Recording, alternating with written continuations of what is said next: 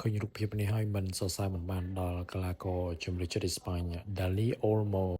ដោយមានកីឡាករបារាំង4នាក់ព័ទ្ធជុំវិញចិត្តតែម្ដងនេះបង្ហាញពីភាពវៃឆ្លាតនិងប៉ិនប្រសប់របស់កីឡាករក្រុមជំនឿចិត្តអេស្ប៉ាញដោយទម្រង់លេងរបស់ក្រុមជំនឿចិត្តអេស្ប៉ាញវិញឃើញល្អមែនទែនសង់តង់គ្នាល្អណាស់ដោយចប់ការប្រកួតលទ្ធផល2-0បិទ clean sheet ទាំងស្អាតទៅលើក្រុមជំនឿចិត្តបារាំងចូលរួមបងប្អូនសូមអរគុណជម្រាបលា